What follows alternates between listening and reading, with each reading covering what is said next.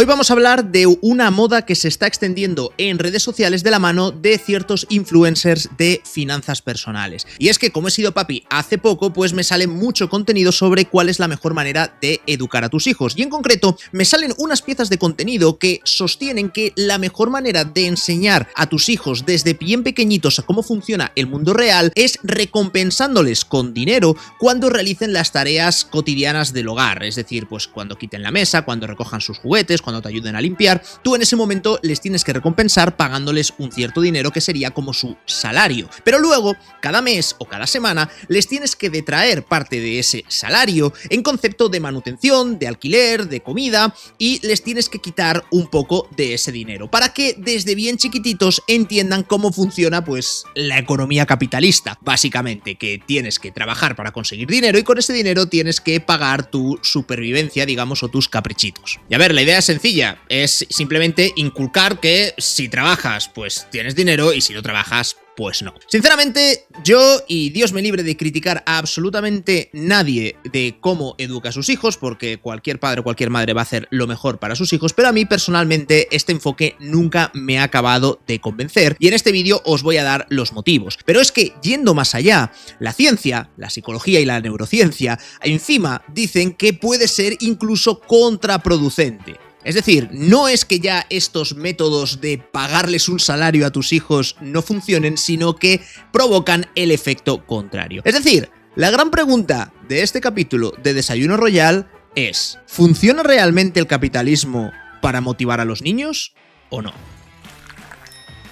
Muy buenas a todos, muy buenos días si me estáis viendo desde Europa, buenas noches si me veis desde América. Mi nombre es Álvaro845 y esto es Desayuno Royal, mi morning show particular. Muchísimas gracias a todos los que dejáis comentarios, interactuáis con los episodios dejando un like o un corazoncito, depende de la plataforma en la que sea, YouTube, Spotify o cualquier plataforma de podcast. Muchísimas gracias a todos. Hoy vamos a hablar sobre, no sé si esto es de psicología o de finanzas personales, sinceramente, pero bueno, voy a hacer un popurrí porque, pues bueno, ya sabéis cómo funciona esto del Desayuno Royal. Los lunes y los miércoles a las 7 de la mañana hay un episodio que puede ser de cualquier cosa, básicamente de pues cómo me levante o cómo esté yo inspirado a la hora de preparar estos episodios. Y ya digo que como he sido papi hace poco, pues mi hija tiene menos de 2 años, pues me sale cada vez más contenido en redes sociales pues relativo a cómo educar a tus hijos y cuál es la mejor manera de educar a tus hijos, y encima yo también, como consumo mucho contenido relativo a finanzas, pues me salen muchas cosas de finanzas personales y de cómo enseñar a los niños desde pequeñitos a que tengan una relación sana con el dinero. Vamos a ponerlo así descriptivo. Y bueno, pues me salen muchas piezas de contenido que igual te han salido a ti también o igual no, porque pues igual tu algoritmo está a otras cosas o porque tú estás a otras cosas, igual no tienes hijos en ese momento, pero igualmente lo vas a entender muy claro. Es lo que os contaba al comienzo, ¿no? Son propuestas en las que dices, mira, en lugar de darle el dinero porque sí, en lugar de darle una paga, le vamos a dar dinero por ayudarte a hacer ciertas cosas en casa o por cumplir ciertas obligaciones. ¿Haces los deberes? Dinero. ¿Quitas la mesa? Dinero. ¿Recoges tus juguetes? Dinero. ¿Me ayudas a cortar el césped o limpiar el coche y demás? Dinero. Y digamos que recompensas aquellas actividades que tú consideras que son buenas o positivas para la familia, para que el niño lo perciba como que ese es su trabajo y esa es su manera de conseguir dinero que luego se lo puede gastar en lo que quiera. Lo único que, igual que le pones estas tareas que puede esforzarse más o menos para ganar más o menos dinero, también le pones ciertas obligaciones, y en concreto la obligación más importante, que es el pago del alquiler y de la manutención de la comida y demás, y entonces le detraes cada semana o cada mes, generalmente suelen decir cada semana, porque con los niños también hay que manejar los tiempos que no sean tan altos, ¿no? Digamos, como con adultos. Entonces le detraes una parte en concepto de alquiler y manutención. Y el resto, si es que tiene un exceso, pues eso lo puede utilizar para, bueno, pues para ahorrarlo o para gastárselo en lo que él quiera, ¿no? Digamos que ese sería su excedente. Y esto de alguna manera, pues les enseña desde bien chiquititos a percibir el valor del dinero, el valor del esfuerzo, y pues les hace grabarse a fuego que para poder tener algún capricho, poder comprarse algo, pues previamente han tenido que esforzarse. Yo de siempre he estado radicalmente en contra de toda esta metodología. Sin entrar en el en el plano científico, sino que simplemente por un tema conceptual de que yo entiendo que la familia tiene que ser otra cosa, y en la familia no se te puede cobrar un alquiler, y menos a un niño. O sea, quiero decir, por muy buenos que sea la intención, tú al final, vale, y si digamos que se ha portado mal durante una semana y no ha recogido su habitación, no ha hecho los deberes, no ha quitado la mesa y demás, o sea, no ha ganado dinero, luego que vas tú en la semana y dices, oye, cariño, hoy duermes en la calle, ¿sabes? ¿Por qué? Pues porque claro, no has pagado el alquiler, pues duermes en la calle, haber quitado la mesa, haber recogido tu habitación. No es serio, ¿sabes? No puedes hacer eso, ¿no? Entonces, soy más partidario del concepto de que en la familia, pues digamos que no se cobran, ¿sabes? No se cobra por estar, pero en la familia hay obligaciones que hacer. Y hay cosas que tienes que ayudar en casa y demás porque es tu obligación. Y no debería haber una recompensa que fuese a mayores. Pero claro, yo paradójicamente soy muy capitalista, entonces digamos que entiendo cómo funciona el sistema, y el capitalismo es un sistema donde hay que alinear los incentivos, ¿no? Y es el sistema del palo con la zanahoria, que al final es el sueldo, el salario, y entonces pues tú trabajas porque tienes esa recompensa futura y entonces estás esperando un ascenso y te esfuerzas para intentar que asciendas de puesto para tener más salario. Entonces, y digamos que en eso se basa toda esta economía o sistema económico, en el que de alguna manera, con más o menos intensidad, estamos todos metidos, a no ser que viváis pues en Venezuela o en Cuba o en Corea del Norte. Pero claro, esta crítica a este método de enseñanza me ha hecho plantearme de si realmente el sistema capitalista funciona, porque si no funciona a la hora de educar o de motivar a los niños, pues a lo mejor es que es un sistema que no funciona. Y fíjate que como de un reel sobre cómo educar a tus hijos y que entiendan el uso del dinero, pues ya me estoy yendo por, vale, a lo mejor es que el sistema capitalista entero no funciona. Bueno, no quiero meterme en esa discusión porque, spoiler, si funciona, pero no, quiero que nos centremos en la parte de motivación. Es decir, ¿unos incentivos capitalistas sirven o no sirven para motivar a un niño? Y esto me ha hecho adentrarme en qué es exactamente la motivación, en entender bien cómo funciona la motivación de un niño, de un adulto, y luego ver si este sistema es el más adecuado o no es el más adecuado. Entonces, este ha sido mi razonamiento mental y es sobre el que quiero que me acompañéis en este desayuno royal de hoy. Como decía, el sistema capitalista es un sistema que se mueve a base de incentivos, el palo y la zanahoria. Quieres tu salario y por eso es por lo que trabajas. Si no tuvieras salario, no trabajarías. Y una vez que estás trabajando, quieres tener más salario. Y como quieres tener más salario, pues digamos que quieres bonus y quieres ascender, etcétera, etcétera, etcétera. Esto es lo que ya estábamos viendo antes. Estos incentivos es lo que se conoce como motivación extrínseca. Es decir, motivación que viene de más allá de la tarea que tú estás realizando. Realizas una tarea o una acción para conseguir un premio o para evitar un castigo. Pero existe otro tipo de motivación, que es la motivación intrínseca, la que nace de ti, la que tú tienes dentro, las cosas que te gusta hacer. Para eso no necesitas que te paguen nada. Cuando tú tienes motivación intrínseca, digamos que si a ti te gusta pintar maquetas, pues pintarás maquetas. Y eso lo harás en tu tiempo libre sin que te paguen nada, porque tú ya tienes la motivación intrínseca dentro de ti para hacer eso porque es tu hobby. Y puede ser pintar, como puede ser irte de pesca, como puede ser hacer deporte. Cada uno con sus hobbies, digamos, que tiene una cierta motivación intrínseca a hacer algo. O a lo mejor tienes tu propio proyecto personal de que quieres hacer, qué sé yo, puede ser algo de bricolaje o pintar la casa o montar una empresa. Ahí tú encuentras la motivación de manera intrínseca. Por supuesto, puede haber una motivación extrínseca adicional. O sea, cuando tú estás pensando en un proyecto empresarial y en montar un emprendimiento, pues tú vas a emprender y tienes un aliciente extrínseco que es, oye, si esto sale bien me voy a forrar, pero también tienes el componente intrínseco de que te tiene que gustar lo que estás haciendo. Cuando no tienes ese componente intrínseco es cuando las cosas empiezan a ir mal. Y cuando lo tienes y encima lo sumas a motivación extrínseca es cuando las cosas van muy bien. Este es el ejemplo, por ejemplo, que yo me encontré cuando empecé a hacer vídeos en YouTube.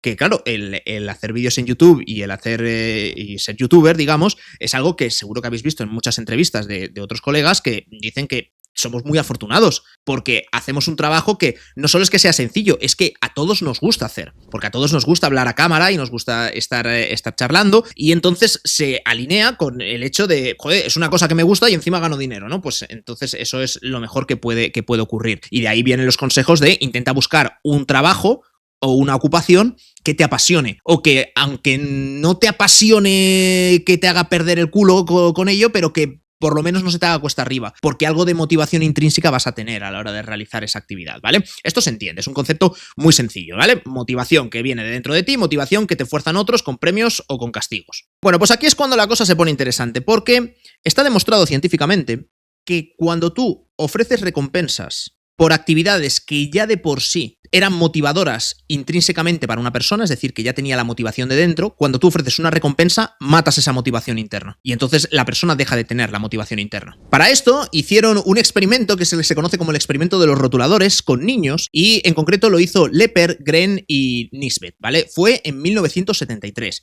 Bueno, un experimento con niños, pero es un experimento de psicología muy sencillito que os voy a explicar ahora en qué consistía.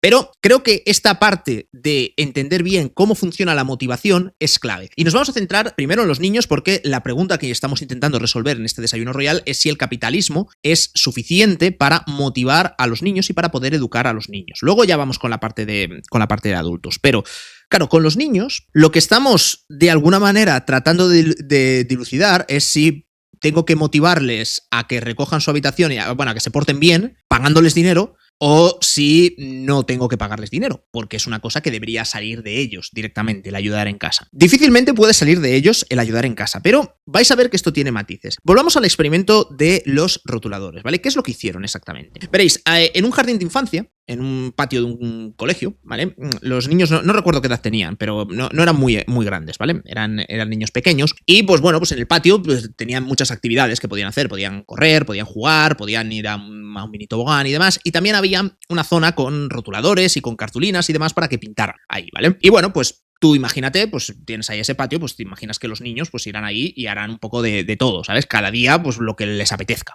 A partir de ahí, los investigadores dividieron los niños en 3 grupos, ¿vale? El primer grupo, el grupo 1, es el grupo de la recompensa esperada. Y a estos niños, cuando iban a salir al patio, les dijeron, oye, si pintas con rotuladores, te vamos a dar un premio después del recreo, ¿vale? El premio era una estrellita dorada y súper molona y demás que se ponían en la clase y que todos los demás la veían, o sea, no era dinero ni mierdas, era pues una estrellita y demás, que algo, o como un trofeo, ¿vale? Para los niños. En el grupo 2 no les dijeron nada y les decían hora de jugar, ¿vale? Y tenían todo, digamos, tenían todos ahí puesto, ¿vale? ¿Qué es lo que pasa? Que este grupo se conoce como el grupo de la recompensa inesperada. ¿Por qué?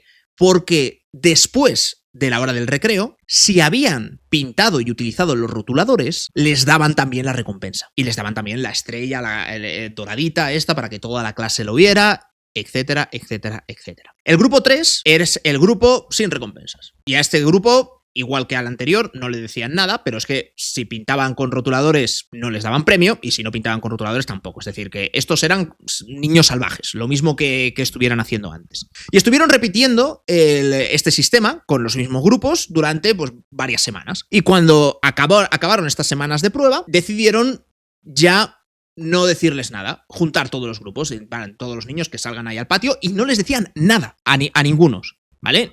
A los del grupo 1 que les decían, oye, si pintas con los rotuladores tendrás premio y tal, no les dicen nada, a los del grupo 2 tampoco, y a los del grupo 3 tampoco. Nadie sale y todos los niños van al patio a jugar. ¿Qué grupo creéis que pintó más con los rotuladores? Pues los resultados fueron muy sorprendentes, porque el grupo que mostró después del experimento menos interés por pintar con rotuladores era el grupo 1. Es decir, el grupo que se había acostumbrado a que le dieran una recompensa por pintar con rotuladores, cuando es una cosa que ya hacían de antes, porque ya estaba en el patio, simplemente que les has dicho, oye, si haces esto, entonces tendrás una recompensa. Ey, si quitas la mesa o si recoges la habitación, tienes 5 euros. ¿Veis por dónde voy, no? Bueno, pues este grupo que tenía la recompensa esperada y que se la quitaron de repente, empezó a tener 0 interés por utilizar los rotuladores. Como no hay premio, pues ya no me interesa pintar con rotuladores. Pero si antes te gustaba, antes pintabas solo, ya, pero ahora ya no. Los otros 2 grupos se comportaron exactamente igual. Es decir, de vez en cuando, algunos días pintaban, otros días no, porque se iban a jugar con el tobogán y demás, y era como que los del primer grupo de repente ya no les interesaba los rotuladores. Es como, si no me pagas, pues no quiero pintar con rotuladores. El experimento es muy interesante porque lo que puso de manifiesto es que cuando tú das una recompensa a mayores sobre una actividad en la que ya el niño tiene una motivación intrínseca, entonces matas esa motivación intrínseca. Es decir, la recompensa produce una sobrerecompensa, digamos, y produce el efecto contrario. En lugar de estar reforzando esa acción, estás haciendo casi como un castigo, ¿sabes? Como que para que no la hagan. Y claro, es algo que puede parecer contraintuitivo cuando se explica por primera vez, pero si te paras a pensar tiene todo el sentido. Porque al final, los niños, cuando ayudan en casa, ayudan para sentirse útiles. Y es lo único que hay que hacer. O sea, cuando quieres que un niño haga algo, o por lo menos a mí es lo que me funciona más o menos con mi hija, en lugar de decirle, oye, lleva eso de aquí a aquí, a ver, tiene 1 año y medio, o sea, tampoco, o sea, órdenes sencillas y las expectativas hay que tenerlas claras dónde va a estar, pero en lugar de pedirle cosas, lo que le tienes que decir es ayúdame, ¿sabes? Estás recogiendo la mesa y tal, ayúdame, y entonces le das una servilleta o lo que sea y va a ir y la va a llevar a donde tú ya, y será torpe y se le caerán las cosas y demás, pero tú le dices, oye, muy bien, gracias por ayudarme. Y con eso ya es suficiente, porque la motivación del niño es sentirse útil y ayudarte y ser feliz. No tienes que reforzárselo a mayores. Esto es lo que se conoce como el efecto de la sobrejustificación. Pero claro, muchos me diréis, vale, Álvaro, esto con niños lo puedo entender, pero tú sabes que el mundo no funciona así. Y el mundo de los adultos no es tan happy flower, es decir, te tienen que pagar un salario y si no te pagan un salario, no trabajas, y estamos de acuerdo. Pero hay algunos cambios respecto a los niños y hay ciertos elementos de la motivación que conviene entender y tener muy claros. Veréis, os voy a contar el experimento de Dan Ariely. Es del año 2005 y 2009. Es un experimento muy interesante porque lo que hicieron fue ofrecer bonus en función de las tareas que se realizasen por encima de lo que ya se hacía. Entonces, ofrecieron ciertos bonus a trabajadores y dividieron las tareas en 2 categorías. Las clasificaron en tareas sencillas y tareas más complicadas. Las tareas más complicadas eran tareas que requerían un poquito de razonamiento, de creatividad y requerían algo más de esfuerzo. Sobre todo vamos a quedarnos con la parte de creatividad, ¿vale? Las tareas sencillas pues eran tareas muy mecánicas de, oye, recoge tu escritorio cuando hayas acabado de trabajar, tira los papeles que no vayas a usar a la basura, pulsa una tecla. O sea, son cosas muy sencillas. Las creativas requerían pues elabora un informe.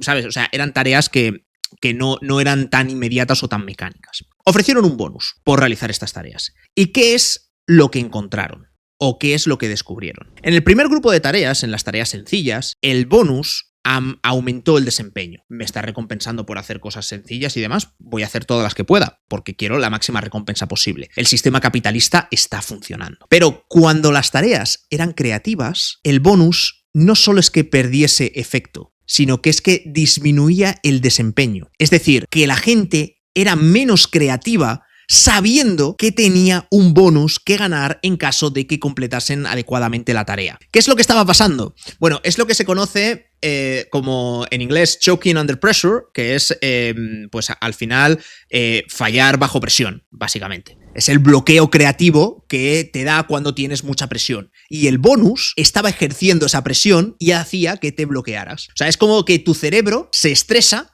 por el hecho de decir, tengo que ser creativo porque voy a ganar el bonus, y entonces como estás pensando constantemente en eso, como si no te pudieses dormir, pues no puedes ser creativo y por lo tanto fallas en esa tarea. Y es curioso porque, claro, entonces significa que los incentivos capitalistas no funcionan para aquellas tareas o para aquellas cuestiones que más valor tienen en la economía capitalista, que son las cosas creativas y los razonamientos críticos, las cosas que no puedes automatizar tan fácilmente, porque requieren un poco de una mente. Es exactamente el punto en el que la IA todavía no llega. La IA te clava todo lo que son las tareas mecánicas y repetitivas y demás, con lo cual ese bonus se ha ido a tomar por culo. Pero el otro bonus, que es el que te bloquea creativamente, porque esas son las tareas más complejas y son las tareas que más valor tienen en la economía moderna, resulta que ahí no funcionan y que no te motivan, sino que te bloquean. Y es que este descubrimiento no es nuevo, porque Teresa Maville hizo otro experimento con artistas. Ya nos vamos a un perfil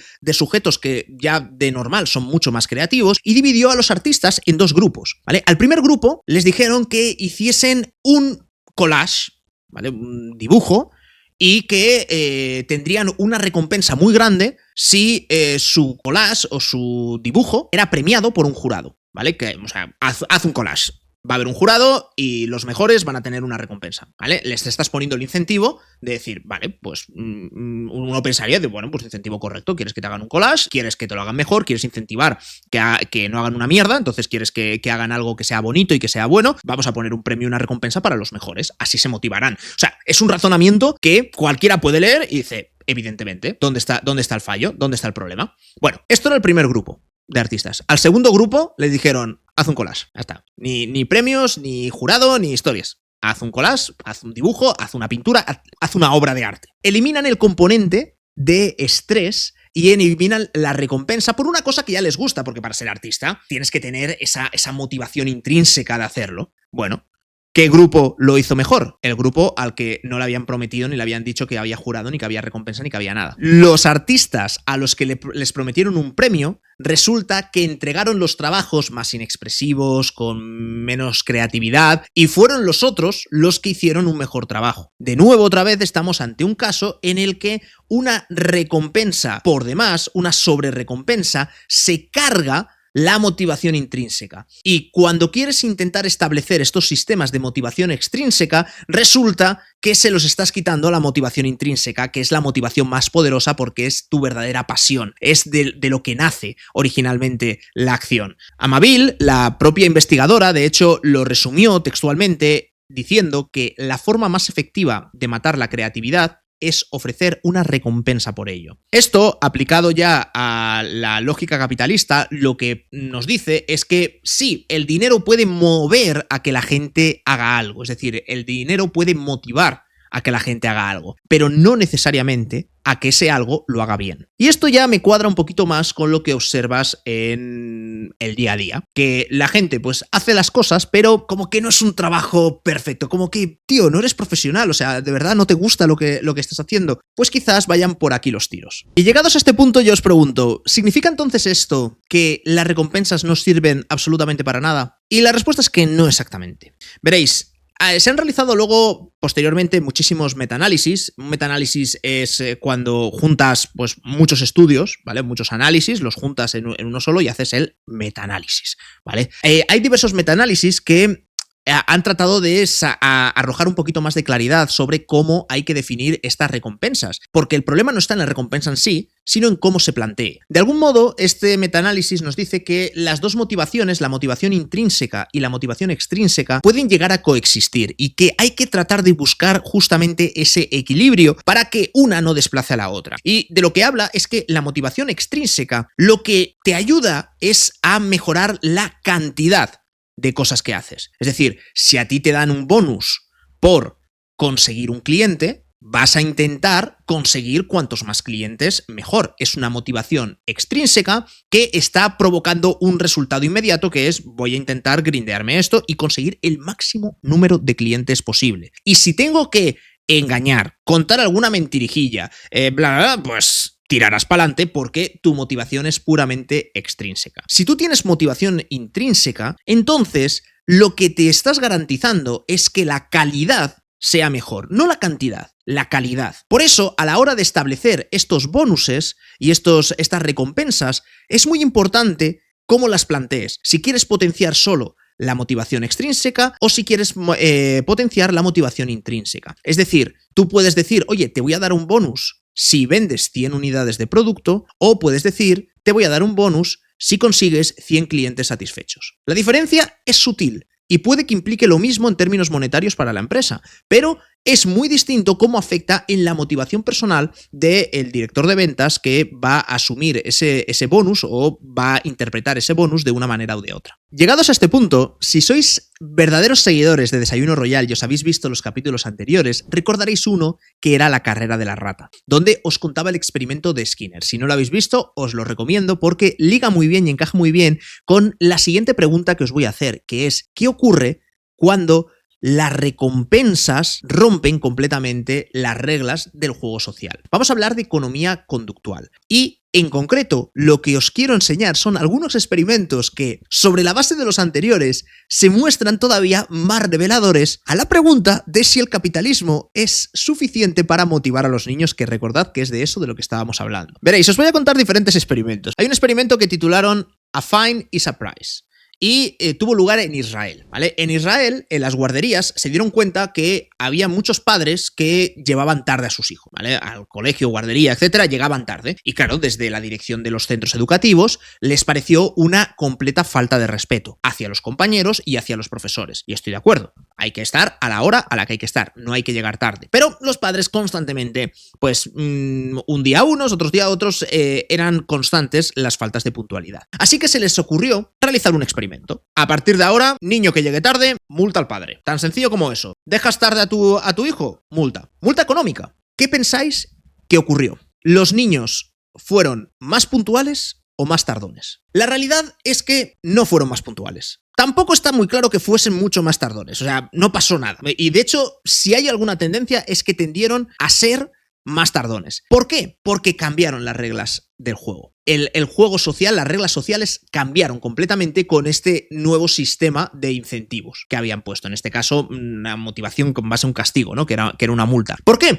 Porque tú, cuando no existía la multa y llevabas tarde a tu hijo o a tu hija, ¿vale? Lo llevabas tarde a la guardería, te sentías mal, porque dices, estoy incumpliendo una regla social. Claro, y estoy siendo un mal padre, y efectivamente es una falta de respeto para el profesor, etcétera. Y ibas con ese reconcome que era tu motivación intrínseca para llevar al niño a tiempo al colegio o a la guardería. En el momento en el que tú pones una multa, ese reconcome que tú tienes dentro de estoy siendo un mal padre, estoy llevando tarde al niño, etcétera, desaparece y todo se transforma en una simple ecuación económica de, bueno, pues es que llevar tarde al niño cuesta 20 euros, 100 euros, lo que sea la multa, ¿sí? No es una cuestión de la cantidad de dinero que sea, es una cuestión de que ya para ti la ecuación es mucho más sencilla. Antes era como un sufrimiento que no sabías muy bien cómo quitarte de encima. Ahora no, ahora es como, bueno, pues ya he llegado tarde, pues ya está, lo pago, ¿sabes? Es como que puedes pagar por dejar tarde a los niños en la guardería, simplificándolo al máximo. Entonces, claro, vieron que no funcionaba y dijeron,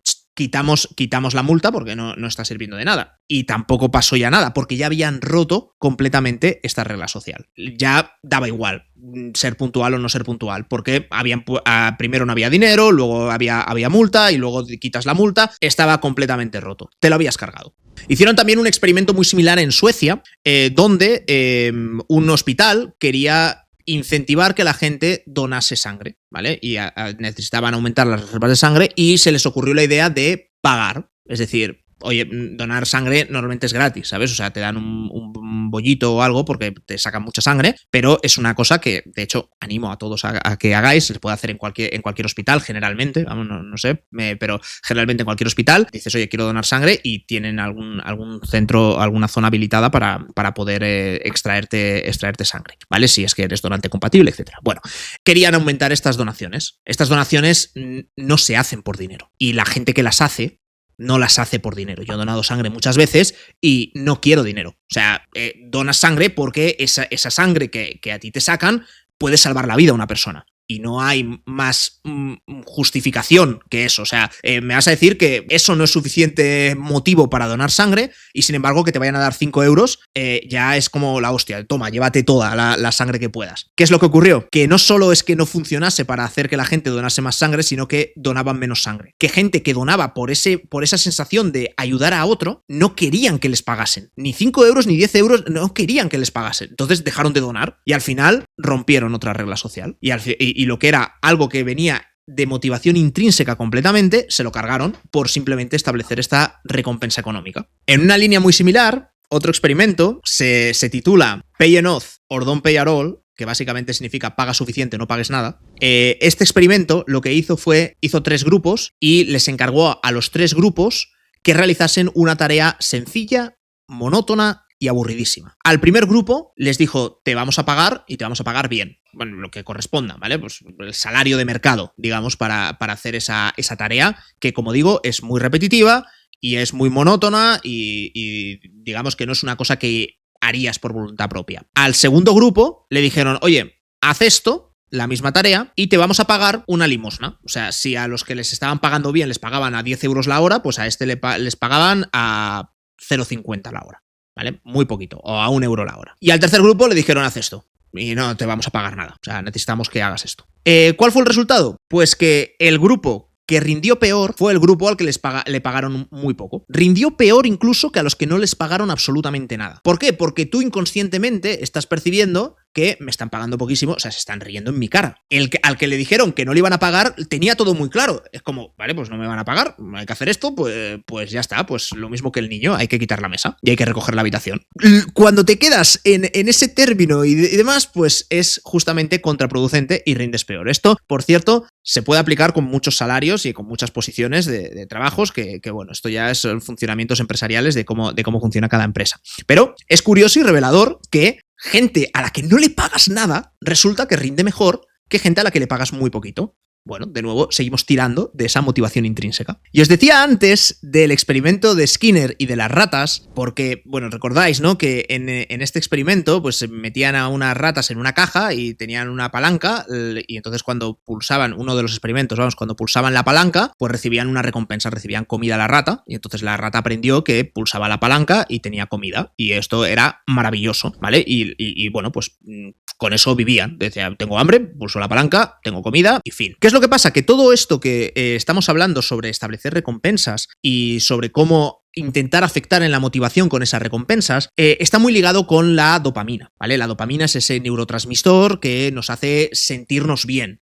¿vale? Y que liberamos dopamina cuando obtenemos la recompensa. Bueno, el experimento de Skinner, y esto no os lo conté en el vídeo anterior, pero sí que os lo cuento ahora, demostró también que la dopamina no solo se libera y no solo nos afecta y nos hace sentir bien cuando tenemos efectivamente la recompensa, sino también cuando esperamos tener la recompensa, aunque no la tengamos. ¿Qué hizo Skinner? Hubo un experimento que en su caja de Skinner, donde metía las ratas y tenía la palanca, hubo una serie de experimentos donde cuando la rata pulsaba la palanca, a veces caía comida y a veces no. Era aleatorio. La rata no sabía cuándo iba a pasar. Bueno, las ratas que tenían esa recompensa aleatoria se convirtieron en auténticas ludópatas. Empezaron a pulsar la palanca constantemente. Les diera o no les diera comida. Era como la máquina tragaperras para ellas. Y es que esto enseñó que la dopamina se libera cuando esperas la recompensa, no cuando obtienes la recompensa. Y esto es lo que se utiliza no solo en máquinas tragaperras, sino es lo mismo que utilizan los videojuegos para mantenerte enganchado o incluso las redes sociales. Cuando tú estás mirando TikToks y deslizas el dedo para que te enseñe otro, tú estás liberando dopamina. ¿Cómo liberas dopamina? Ante la expectativa de que el siguiente vídeo que te van a enseñar va a ser la hostia, porque va a ser un viral, va a ser gracioso, va a ser tal. Y por eso funcionan también los malditos algoritmos de las redes sociales, porque están creados expresamente para que tú liberes dopamina bajo la expectativa de que el siguiente vídeo va a ser mejor que el que estás viendo. Por eso no pierdes tiempo cuando estás mirando un vídeo y ya te tienes que pensar muy bien en dónde inviertes tus segundos, porque si ese vídeo no te está dando placer, digamos, o no te está resultando muy interesante, tu cerebro ya te está liberando dopamina de decir, tío, es que el siguiente va a ser mejor, y fuera, y pasas al siguiente, y fuera, y pasas al siguiente, y así nos hemos convertido en auténticos autómatas que no somos capaces de centrar nuestra atención en nada durante más de un minuto seguido. Bueno, pues eso es justamente una de las consecuencias del experimento de Skinner y de cómo funciona la dopamina en nuestro cerebro y en nuestro interior y cómo afecta también, por supuesto, a nuestra motivación.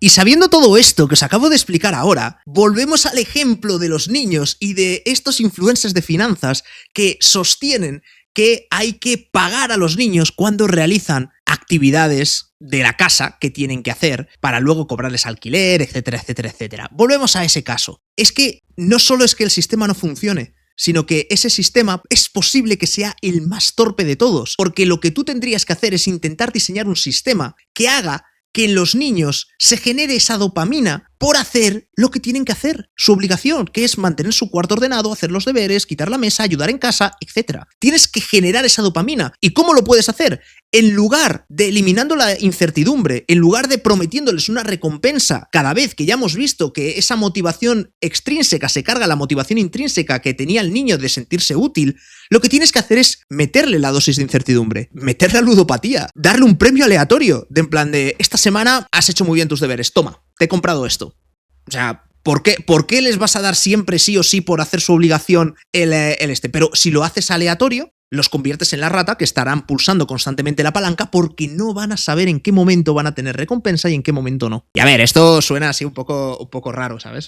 Pero, o sea, no se trata de manejar a tus hijos como si fueran marionetas, pero quería poneros este ejemplo porque creo que se dan ciertos mensajes con muy buenas intenciones seguro, pero que van al contrario no ya de lo que pueda ser mi intuición o mi propia escala de valores, que ya no estoy de acuerdo con ese sistema, sino que es que van en contra de la ciencia, que es que científicamente está demostrado que no son sistemas adecuados y que hay otros que pueden ser mejores y que pueden consistir sencillamente en dar una recompensa sorpresa por buen comportamiento. Y con eso estás mucho mejor que si cada vez estás recompensando por hacer las tareas de la casa. Y ojo, que esto no significa que no enseñes a tus hijos el valor del dinero y que les transmitas esa enseñanza, pero no necesariamente tienes que hacerlo con un sistema de asignación de te pago X por tareas del hogar y te cobro luego el alquiler, porque las tareas de la casa no es un trabajo. La familia no es un trabajo. Y existen muchísimas otras formas en las que puedes enseñar a los niños a ahorrar, a invertir, a gastar también el dinero, porque también hay que aprender a gastar. Y todo eso, digamos que existen otras fórmulas de poder hacerlo sin tocar la motivación intrínseca del niño de hacer las tareas del hogar y de ayudar en casa y de, digamos, pervertirle ese sentimiento de pertenencia al grupo de la familia. Al final, es que la familia, internamente, de puertas hacia adentro, no es un sistema capitalista. De hecho, es bastante comunista, ¿no? En ese sentido. Y además comunista autoritario, ¿no? Porque se hace lo que no es una democracia en ese sentido. Pero dejándonos de tonterías y de comparaciones absurdas, la familia al final es una comunidad. Y es una comunidad donde lo que rige es el amor entre los integrantes. Este sistema de retribución o de asignación concreta no encaja con esta visión. Y además, voy más allá. El hecho de que en la familia las cosas no tengan un precio enseña también una lección muy bonita, que es que, vale, sí, no hay un precio, pero las cosas tienen un valor incalculable dentro de la familia. Esa ayuda entre hermanos, los padres con los hijos y demás, eso es priceless, eso no tiene precio, pero sin embargo tiene valor incalculable. Y es que existe también una distorsión en el mundo entre el valor al que percibimos las cosas y el precio que tienen. Y eso es lo que va motivando nuestras decisiones. De hecho, estás enseñando una lección que es todavía más importante que la que estabas intentando enseñar antes, torpemente, en modo de ver, de cómo ahorrar y cómo percibir que funcionan los flujos de ingresos, cuando ya digo que existirían otras fórmulas. Pero bueno, aquí lo vamos a dejar. Que Dios me libre de criticar absolutamente a ningún padre o ninguna madre, que todos educamos de la mejor manera que podemos, pero simplemente, pues igual que hay mucha gente que transmite estos métodos, pues no sé si con la intención de hacerse virales o porque creen genuinamente que son los mejores, pues yo también os quiero trasladar por dónde irían los tiros cuando me toque, porque mi hija todavía no sabe ni contar, o sea que todavía estoy bastante lejos de empezar a aplicar estos métodos. Pero mi planteamiento de momento va por aquí. Y si no tienes hijos y todavía no vas a tenerlos y demás, pues bueno, seguro que estas cosas que te he contado también afectaron en cómo te educaron a ti, cómo te criaron o en el trabajo también. ¿Crees que estos sistemas funcionan o no funcionan en un ambiente laboral entre adultos? Es al final de lo que ha ido todo el vídeo, de psicología del comportamiento, así que estaré atento a vuestras teorías abajo en los comentarios, cualquier plataforma, leo comentarios en todos lados, en YouTube, en Spotify o en las plataformas de podcast. Muchísimas gracias por escuchar y nos vemos en el próximo Desayuno Royal. Chao, chao.